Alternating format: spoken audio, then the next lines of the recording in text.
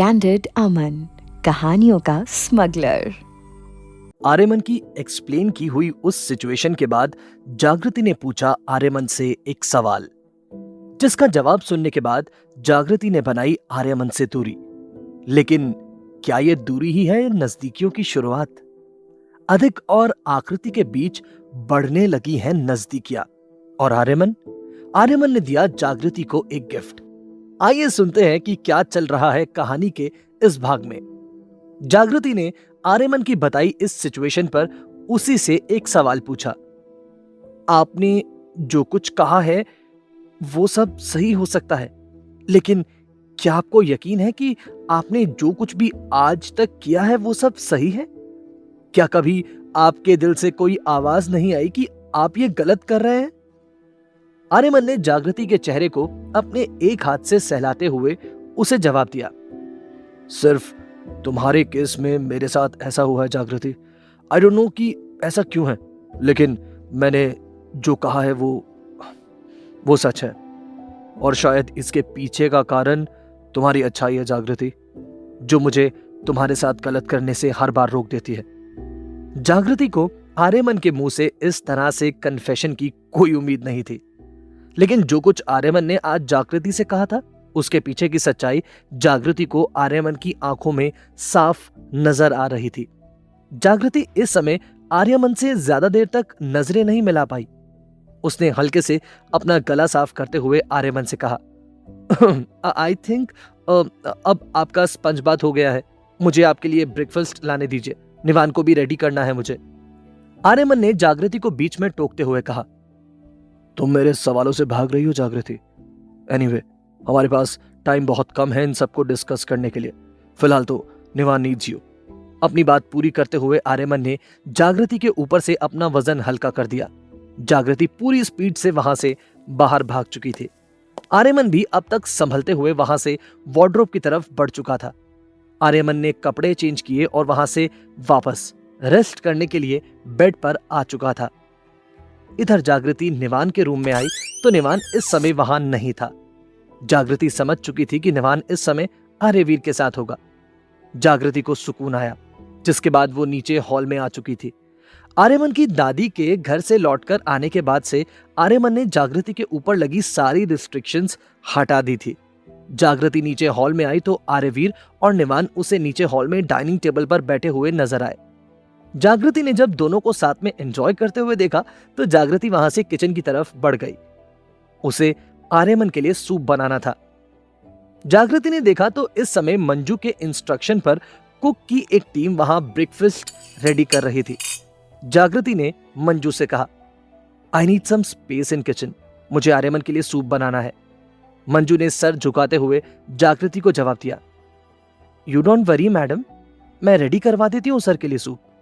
जागृति ने अपनी बात पर अड़ते हुए कहा, नहीं, मैं खुद आर्यमन के लिए सूप बनाना चाहती हूँ। आप प्लीज मुझे स्पेस दे दीजिए। मंजू ने वहां मौजूद कुक्स को किचन से बाहर जाने का इशारा कर दिया, जिसके बाद मंजू ने जागृति से पूछा, please let me know if you need any help. जागृति ने उसे भी वहां से जाने के लिए बोल दिया। जागृति ने सोच लिया था कि वो आर्यमन के लिए सूप बनाने के साथ साथ निवान के लिए भी केक रेडी कर लेगी। जागृति बड़े ही मन से किचन में काम करने में लगी हुई थी जब उसे पीछे से अपनी साड़ी के पल्लू में एक खिंचाव महसूस हुआ। जागृति ने पलटकर देखा तो नीचे निवान खड़ा था। जागृति ने नीचे झुकते हुए निवान को अपनी गोद में उठा लिया। निवान को किचन से आती हुई केक की खुशबू वहां खींच कर लाई थी। जागृति निवान को उठाते हुए वहीं किचन के काउंटर पर बैठा देती है, जिसके बाद दोनों बातें कर रहे थे और जागृति साथ साथ में आर्यमन के लिए सूप और निवान के लिए केक बना रही थी। जागृति सच में खो चुकी थी इन पलों में। इधर निवान भी जागृति के साथ केक बनाने को एंजॉय कर रहा था। केक रेडी कर देने के बाद जागृति ने आर्यमन के लिए बनाया हुआ सूप एक बॉल में सर्व किया और उसे वहां से वो बाहर हॉल में लेकर आ चुकी थी। जागृति आर्यमन को सूप रूम में देने की तैयारी से लाई थी जब उसकी नजर हॉल में बैठे आर्यमन के ऊपर पड़ गई। इस समय डाइनिंग टेबल पर आर्यमन और आर्यवीर दोनों ही साथ में बैठे हुए थे। निवान ने जब आर्यमन को देखा तो उसकी तो खुशी का ठिकाना ही नहीं रहा। वो दौड़ता हुआ आर्यमन के पास आया और उसे अपने दोनों हाथों से हग कर लिया। आर्यमन ने भी निवान को अपनी बाहों में उठाते हुए अपने गले से लगा लिया। आर्यमन सच में कल निवान के साथ वो सब होने की सोचकर ही घबरा गया था। उसकी नजरों के सामने उसकी बहन आस्था का चेहरा आ रहा था। निवान आर्यमन की बहन आस्था की आखिरी निशानी था। जागृति ने आर्यमन से नजरें चुराते हुए सूप का वो बॉल उसके सामने रख दिया।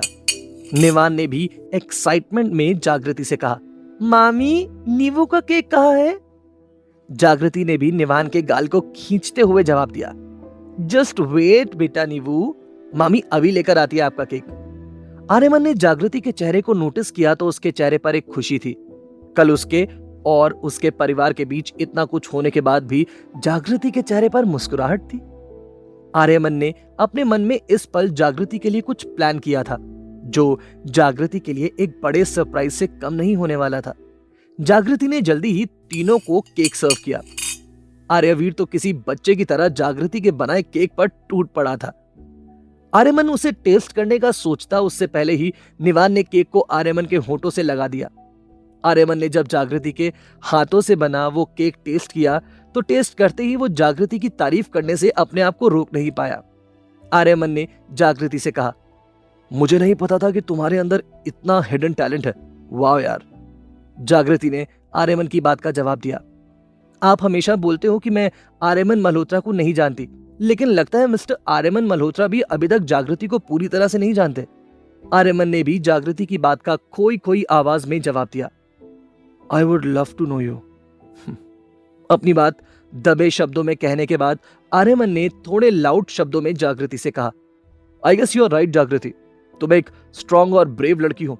अभी बहुत कुछ है जो आर्यमन मल्होत्रा को तुम्हारे बारे में जानना है। आर्यमन ने अपनी बात को मोड़ दिया था। वो बात भले ही किसी के कानों तक नहीं पहुंची थी, लेकिन आर्यमन के दिल से जरूर निकल चुकी थी।